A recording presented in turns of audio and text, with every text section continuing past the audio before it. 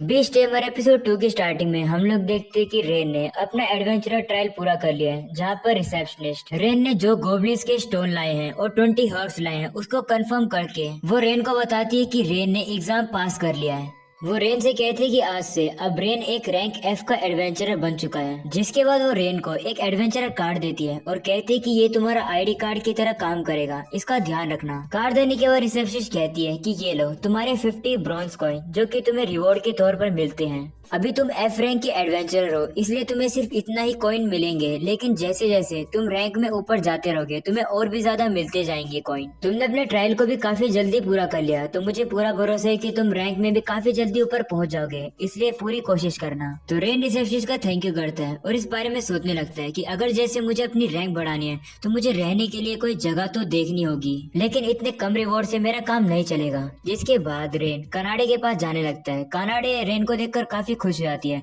और उससे पूछती है कि क्या तुम एडवेंचरर बने, जिस पर रेन कहता है हाँ मैं एडवेंचरर बन गया हूँ। तो कनाडे उसको कांग्रेट करती है, जिसके बाद रेन कनाडे से कहता है कि मैं अभी से ही क्वेस्ट पे जाना चाहता हूँ ताकि हम लोग और पैसे कमा पाए, तो क्या तुम्हारे लिए सही रहेगा, तुम चल पाओगी। जिस पर कनाडे भी खुश होकर कहती है हाँ मैं चलूंगी। तभी वहाँ पे एक बंदा आता है जो कि कनाडे को देखकर कहता है कि ये लड़की तो काफी ज्यादा रेयर है और वो पहचान जाते हैं कि कनाडे एक कैट स्पिरिट है। वो कनाडे से कहने लगता है ये पहली बार है कि मैं एक कैट स्पिरिट को देख रहा हूँ, आखिरकार तुम यहाँ पर क्या कर रही हो। जिस पर कनाडे उसे कहते हैं कि मैं तुम्हें कुछ भी नहीं बताना चाहती हूँ। तब वो बंदा कहता है कि इतने कोल्ड होने की क्या जरूरत है, क्यों ना हम लोग बैठ के एक साथ ड्रिंक करें, ये इससे तो अच्छा ही रहेगा कि तुम इस बच्चे के साथ घूमो। ये सुनकर कनाडे को गुस्सा आता है और उस बंदे से कहने लगती है कि मेरे मास्टर का मजाक मत उड़ाओ, और अगर तुम्हें नहीं पता तो रेन मेरा एक टेमर है। जिसके बाद रेन भी उसे कहने लगता है हाँ मैं एक बीच टेमर हूँ। तभी वो बंदा ये सुनकर हंसने लगता है और वो कहने लगता है कि कैट स्पिरिट को अल्टीमेट स्पीसीज माना जाता है, तो ऐसे तो कभी नहीं हो सकते कि एक बच्चा तुम जैसी अल्टीमेट स्पीसीज को टेम करे। कनाडे उसे कहती है तुम इसलिए नहीं देख पा रहे हो क्योंकि तुम अंधे हो। रेन एक काफी अमेजिंग बीच टेमर है जो कि तुमसे काफी गुना ज्यादा स्ट्रॉन्ग है। ये सुनकर वो स्माइल करके कहता है तो तुम कहना चाहते हो कि ये बच्चा मुझसे ज्यादा स्ट्रॉन्ग है। उसके बाद वो एक टेबल को सामने ले आता है और रेन को चैलेंज करता है स्ट्रेंथ के कॉन्टेस्ट में, और वो कनाडे को इस कॉन्टेस्ट के लाइन पर रखता है, यानी कि वो कॉन्टेस्ट के बीच में कनाडे उनकी बैट होने वाली है। वो रेन से कहता है कि अगर तुम एक ऐसे बीच टेमर हो जो कि कैट स्पिरिट को टेम कर सकता है तो तुम्हारे लिए तो काफी ज्यादा आसान होगा मेरे जैसे बंदे को हराना।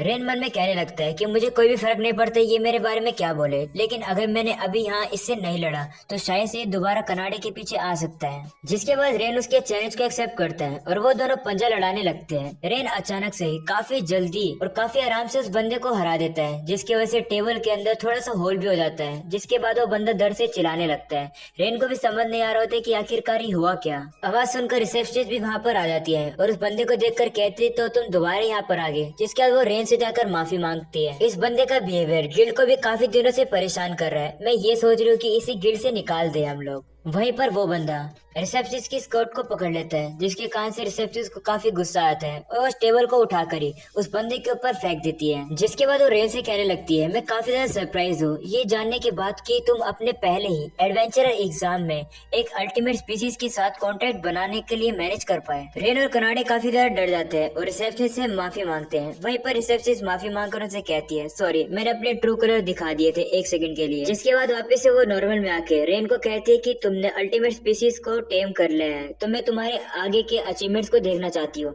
जिसके बाद उस बंदे को उठाकर वहाँ से ले जाती है। जिसके बाद रेन काफी कंफ्यूज लगता है और वो कहने लगता है कि आखिरकार हुआ क्या, मेरे को नहीं लगता कि मेरे पास इतनी ज्यादा पावर थी। तो कनाडे रेन से कहती है कि क्या तुम्हें पता नहीं था जब भी कोई टेमर किसी स्ट्रॉन्ग ट्राइब वाले के साथ कॉन्ट्रैक्ट बनाता है तो उसके मास्टर के अंदर भी पर्सन की स्ट्रेंथ आती है जिसने उसे टेम किया है। तुम्हें एक नॉर्मल कैट स्पिरिट जितनी फिजिकल पावर मिल चुकी है। ये सुनकर रेन काफी कंफ्यूज लगता है और कहते हैं ये तो मैंने कभी सोचा भी नहीं था। तो कनाडा उसके पास अगर कहते कि क्या तुम्हें इस बारे में नहीं पता था।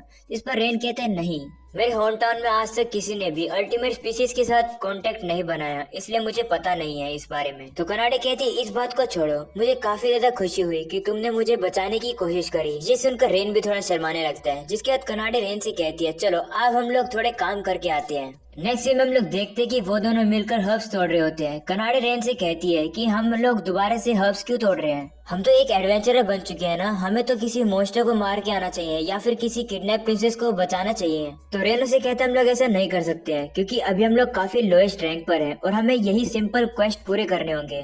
तभी रेन को कुछ रैबिट्स दिखाई देते हैं, जिसको देखकर वो कहता है मैं समझ गया। वहीं हम लोग कनाडे को देखते हैं, जो कि सोच रही होती है कि वो काफी मेहनत करेगी और काफी सारी ग्रास को निकाल देगी, लेकिन वो पीछे मुड़ के देखती है तो पता लगता है कि रेन ने रैबिट्स की मदद लेकर सारे हब्स को कलेक्ट कर लिया और क्वेस्ट पूरा हो चुका है। ये देखकर वो परेशान हो जाती है और वो कहने लगती है कि मैं रेन की फैमिलियर हूँ, बल्कि ये रैबिट तो सिर्फ टेम्पररी कॉन्ट्रैक्ट है और मैं काफी ज्यादा यूजलेस हूँ इनके सामने। तो रेन कनाडे से कहता है अभी के लिए हमारी क्वेस्ट तो पूरी हो चुकी है, तो चलो मैं वापस गिल्ड में जाना चाहिए। तभी कनाडे को किसी की आवाज सुनाई देती है, तो वो रेन के साथ जाने लगती है। तो वो लोग वहाँ पर पहुँचते हैं और देखते हैं कि काफी सारे लोग एक बूढ़े अंकल को घेर कर खड़े हैं और वो उस अंकल से कहने लगते हैं जैसे तुम्हारे बॉडीगार्ड ने सुना कि हम लोग इबोन फैंग्स हैं, वो डर कर भाग गए। तुमने कैसे ही डरपोक बॉडीगार्ड हायर किए थे। वही कनाडे को पता होता है कि इबोन फैंग्स कौन होते हैं। वो रेन को बताने लगते हैं कि उसने स्टोरी सुनी थी जब वो ट्रेवल कर रही थी। इबोन फैंग्स का ग्रुप 100 मेंबर्स में है या फिर उससे भी ज्यादा। वो लोग चोरी करते हैं और काफी ज्यादा बुरे काम करते हैं हर जगह पर। वो गुंडे बूढ़े अंकल से कहने लगते हैं या तो हमें सामान दो या तो हम तुम्हें मार देंगे। वहीं पर रेन कनाडे से कहता है मैं ये नहीं देख सकता, मैं इस बूढ़े आदमी की हेल्प करना चाहता हूँ। ये सुनकर कनाडे कहती है जैसे मैंने सोचा था आपने वैसा ही किया। जिसके बाद रेन कनाडे को कहता है कि मैं जाकर इन लोगों से लड़ूंगा और तुम जाकर उस बूढ़े आदमी को प्रोटेक्ट करना। वही रेन जाकर उन गुंडों से लड़ने लगता है, तो वहीं पर कनाडे उस जाकर बूढ़े आदमी के पास खड़ी हो जाती है। जिसके बाद कनाडे रेन को लड़ते हुए देख रही होती है और कहती कि शुरुआत में मुझे चिंता थी क्योंकि रेन के पास एक एबनॉर्मल एबिलिटी है और साथ ही साथ अब उसको मेरी कैट स्पिरिट की पावर भी मिल चुकी है। मुझे चिंता थी कि वो अपनी न्यू पावर का गलत इस्तेमाल करे और पावर आउट ऑफ कंट्रोल होने के बाद वो खुद को ही चोट पहुंचा ले।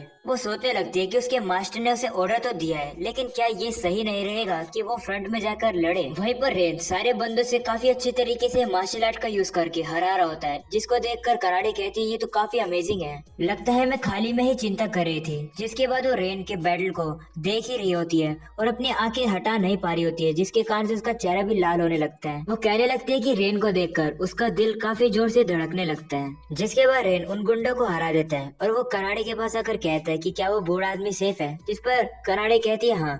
तो रेन कनाडे के पास जाता है और कहता है कि तुम्हारा मुंह तो लाल लग रहा है, क्या तुम्हें चोट लगी है। जिस पर कनाडे कहती है नहीं, उस बात को छोड़ो, तुम काफी ज्यादा अमेजिंग हो, तुमने बिना वेपन के उन लोगों को काफी ज्यादा इजीली हरा दिया। तो रेन कहते हैं कि उसे मार्शल आर्ट आती है, जिसके कारण से जब वो एनिमल्स को टेम करे तो उसे वेपन की जरूरत ना पड़े, ताकि वो एनिमल को गलती से चोट ना पहुंचा दे। जिसके बाद वो बूढ़े अंकल रेन और कनाडे का शुक्रिया करते उसकी जान बचाने के लिए। जिस पर रेन कहते हैं वो तो ठीक है, लेकिन तुम एक मर्चेंट हो और तुम अपने साथ बॉडीगार्ड भी नहीं रख रहे हो, ऐसा क्यों। तो बूढ़ा आदमी कहता है कि उसने किसी को हायर तो किया था, लेकिन जैसे उन्हें लगा कि वो हारने वाले, वो डर के भाग गए। वो उनसे कहते हैं इन बातों को छोड़ो, सबसे इम्पोर्टेंट बात यह है कि इबोन फैंग तुमसे बदला लेने के लिए आएंगे, इसलिए यहाँ से काफी दूर तुम लोग भाग जाओ। जो भी उनके कोई भी खिलाफ एक्शन लेता है वो लोग उनको मार देते हैं, इसलिए तुम जाओ। तो रेन थोड़ा सोचता है और कहते तो वो एक मुसीबत का ग्रुप है, तो ठीक है हम लोग जाकर उन सभी लोग को कैप्चर कर लेंगे। जिसके रेन वहाँ से जाने लगता है तो कनाडे से आकर कहती है कि क्या तुम सीरियस थे जब तुम कह रहे थे तो उन लोगों को पकड़ोगे। जिस पर रेन कहते हैं हाँ, वो काफी मुसीबत वाला ग्रुप है, अगर हम लोग यहाँ से भाग भी जाएंगे तो शायद से वो लोग उस मर्चेंट के ऊपर दोबारा से हमला करेंगे या फिर किसी और लोग के ऊपर, जो कि हम लोग नहीं चाहते हैं, है ना। तो कनाडे रेन से कहते हैं लेकिन ये तो काफी डेंजरस रहेगा क्योंकि उनके ग्रुप में तो 100 से भी ज्यादा मेंबर हैं। जिस पर रेन कहते हैं कोई बात नहीं, मेरे पास एक छोटा सा प्लान है। जिसके बाद वो लोग इबोन फैंग की अड्डे पर पहुंच जाते हैं और रेन ने एक स्क्विरल का मदद लिया होता है यहाँ पर पहुंचने के लिए। ये देखकर कनाडे डिप्रेस हो जाती है और कहने लगती है कि मैं कितनी ज्यादा यूजलेस हूँ, एक एनिमल ने मुझे बीट कर दिया उनके बेस ढूंढने के लिए। जिस पर रेन कहते हैं नहीं, तुम यूजलेस नहीं हो, तुम यहाँ पर हो और वही काफी ज्यादा बड़ी हेल्प है। ये सुनकर कनाडे थोड़ा खुश हो जाती है और रेन से उसका प्लान पूछती है। तो वो एक बी दिखाकर कहता है कि मैं इसका यूज करने वाला हूँ एक टेम्पररी कॉन्ट्रैक्ट बनाकर। ये भी काफी ज्यादा स्पेशल स्पीशीज है, इनके अंदर एक पैरालाइजिंग पॉइजन होता है, अगर ये तुम्हें काट लेते हैं तो तुम आधे दिन के लिए तो हिल भी नहीं पाते हो। ये सुनकर कनाडे कहती है तो काफी अमेजिंग है, लेकिन एक सेकंड, ये बी तो एक इंसेक्ट होती है, तो तुमने इसे टेम कैसे किया। तो रेन कहता है क्या तुमने इंसेक्ट टेमर के बारे में सुना है। इंसेक्ट टेमर की जॉब भी बीस्ट टेमर जैसी ही होती है, और जब मैं अपने होम टाउन में था तो मैंने इंसेक्ट टेमिंग की थोड़ी ट्रेनिंग करी थी, लेकिन मैं अभी भी उसमें परफेक्ट नहीं हूँ। ये सुनकर कनाडे कहती है कि तुम मैं अभी से ही 2 जॉब कर पा रही हो, ये तो काफी ज्यादा सरप्राइजिंग है। जिसके रेन कहता है कि वो अपनी बी से इन लोगों के ऊपर अटैक करेगा, और वो कनाडे से पूछता है कि क्या वो सिटी से जाकर रेनफोर्समेंट ला सकती है। तो कनाडे कहती है नहीं, वो रेन को सारा डेंजरस काम नहीं करने देगी। जिसके बाद वो काफी दुखी फील करती है कि क्या वो सच्ची में यूजलेस है। इस पर रेन कहते हैं नहीं, मैंने तुमसे पहले भी कहा तुम यूजलेस नहीं हो। तो कनाडे कहती है ठीक है, तो तुम्हारे रेनफोर्समेंट से मतलब क्या है। तो रेन कहते हैं कि हमें यहाँ पर 100 से ज्यादा लोगों को पकड़ना है, इसलिए तुम जाकर सिटी में से नाइट को बुला लो या फिर एडवेंचरर भी चलेंगे। जिसके रेन बताते हैं कि नाइट वो लोग होते हैं जिन्हें सिटीज हायर करती है ताकि वो लोग सिटी के अंदर शांति रख सके। तो अगर तुम उन्हें बताओ कि तुम लोग गुंडे से लड़ रहे हो तो वो जरूर आएंगे हमारी हेल्प करने के लिए। जिस पर कनाडी कहती है ठीक है, लेकिन अपना ध्यान रखना। जिस पर रेन कहते हैं हाँ, अगर मुझे डेंजर फील हुआ तो मैं वहाँ से भाग जाऊंगा और मैं तुमसे प्रॉमिस करता हूँ। जिसके बाद कनाडे वहाँ से चली जाती है। तभी वहाँ पर काफी सारी बीज आ जाती है, जिसको देखकर रेन कहता है तो तुम सारे एक साथ इकट्ठा हो गए हो। जिसके बाद रेन उन सभी बीज के साथ अपना टेम्पररी कॉन्ट्रैक्ट बना देता है। जिसके बाद हमें पता लगता है कि उस बूढ़े अंकल ने जिन बॉडीगार्ड को हायर किया होता है वो हीरोज का ग्रुप होता है, जो कि गुंडों से डरकर काफी दूर भागकर आ चुके हैं। वही वो लोग बताते हैं कि एरियस और एगेथ कोई और काम कर रहे हैं, वहीं पर लीन और मीना थोड़े काम कर रहे हैं ताकि वो लोग पैसे कमा सके। जिसके बाद लीन अपनी टीम के 20 टेमर के ऊपर सारा ब्लेम देकर कह रही होती है कि तुम सबसे पहले क्यों भागे, तुम्हें लड़ना चाहिए था वहाँ पर। तो उनका 20 टेमर कहता है लेकिन मैंने तुमसे पहले कहा था कि मैं एक 20 टेमर हूँ जो कि कभी लड़ नहीं सकते हैं। तो लीन उसे कहती है तुमने एक छोटी सी स्क्विरल का यूज किया एरिया को स्काउट करने के लिए, तुम्हें 10 से 20 और ज्यादा एनिमल का यूज करना चाहिए था। ये सुनकर वो 20 टेमर काफी हैरान हो जाता है और उसे कहने लगता है तुम किस बारे में बात कर रहे हो, एक 20 टेमर काफी मुश्किल से ही 2 एनिमल को टेम कर पाता है एक ही साथ, तुम 10 की बात कर रहे हो। वो बताते हैं कि 20 टेमर एक बारे में एक ही एनिमल को टेम कर सकता है, अगर उससे ज्यादा वो करेगा तो उसकी नर्व फट सकती है। ये सुनकर लीन सोचने लगती है अगर ऐसा है तो आखिरकार रेन इतने सारे एनिमल को कैसे टेम कर पाता है। जिसके बाद वो 20 टेमर को कहने लगती है तुम झूठ कह रहे हो, और वो उससे कहती है कि हम लोगों को नहीं पता लगने दे सकते हैं कि हीरोज की पार्टी फेल हो चुकी है। और लीन उस बंदे को कहती है कि तुम इस मिशन का ब्लेम अपने ऊपर लो कि तुम हारे हो ना कि हम लोग। वो बंदा उनकी बात नहीं मान रहा होता है, लेकिन लीन उनको कहती है कि मैं 1000 से भी ज्यादा स्पेल का यूज कर सकती हूँ और मीना की हीलिंग किसी को भी रिवाइव कर सकती है। तो सोच के देखो हम लोग तुम्हें कितनी बार तुम्हें कितना दर्द दे सकते हैं। ये सोचकर वो बंदा डर के मारे वहाँ से भाग जाता है। वही मीना लीन से कहती है कि क्या होगा अगर ये बंदा सच कह रहा हो, तो इसका मतलब रेन तो कुछ ज्यादा पावरफुल है। वहीं पर लीन कहने लगती है नहीं ऐसा कुछ भी नहीं है, लेकिन वो मन में सोचने लगती है कि ऐसा हो ही नहीं सकता है कि रेन इतना ज्यादा पावरफुल है। वही हम लोग देखते हैं कि रेन ने 20 की मदद से सभी लोगों को पैरालाइज कर दिया है और वो टेम्परेरी कॉन्ट्रैक्ट को खत्म कर देता है, 20 को वापस दे देता है। तभी कनाडे भी वहाँ पर आ जाती है रेनफोर्समेंट लेकर। कुछ एडवेंचरर रेन से कहने लगते हैं तुम काफी ज्यादा अमेजिंग थे गिल्ड में भी और यहाँ पर भी, बाकी यहाँ का सब कुछ हम पर छोड़ दो, तुम जाकर रेस्ट करो। जिसके रेन उनसे पूछता है कि नाइट यहाँ पर क्यों नहीं आए, सिर्फ एडवेंचरर क्यों आए। तो वो कहते हैं कि नाइट को अच्छा नहीं लगता हमारे साथ काम करना, इसलिए वो नहीं आने वाले। जिसके बाद वो एडवेंचर वहाँ से चले जाते हैं और उसके बाद रेन कनाडे को शुक्रिया करते हैं इतनी हेल्प करने के लिए। कनाडे भी काफी ज्यादा खुश हो जाती है रेन की हेल्प करने के बाद। तभी अचानक से वहाँ की जमीन हिलने लगती है, तो पता लगता है कि वहाँ पर कुछ मोस्टर आ गए हैं जिनका नाम लिजर्ड किंग होता है। रेन उनको देखकर कहने लगता है कि आखिरकार रैंक सी के मोस्टर यहाँ क्या कर रहे हैं। तभी एक गुंडा कहने लगता है कि मैंने इसी समय के लिए इन लोगों को पेट बना के रखा था, अब इन लोगों को जाकर ही खत्म कर देगा। तभी लिजर्ड मैन उस गुंडे को ही मार देता है और बाकी सभी लोगों को मारने भी लगता है, जिसकी वजह से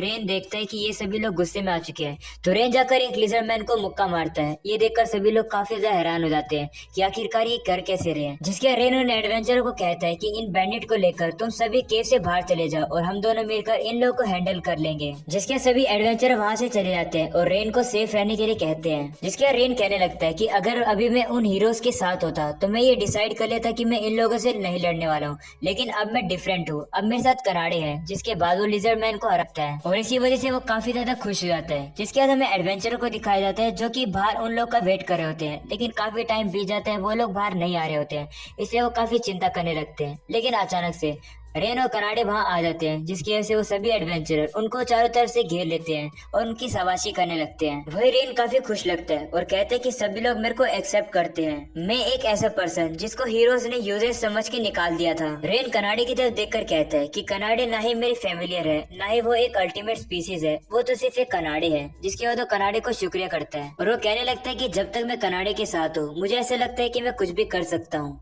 रेन की ये बात सुनने के बाद कनाडे भी काफी ज्यादा खुश हो जाती है और एपिसोड हो जाता है यहीं पर खत्म। तो गाइस मिलते हैं इसके नेक्स्ट एपिसोड में, जोर से चैनल को सब्सक्राइब करके जरूर जाना।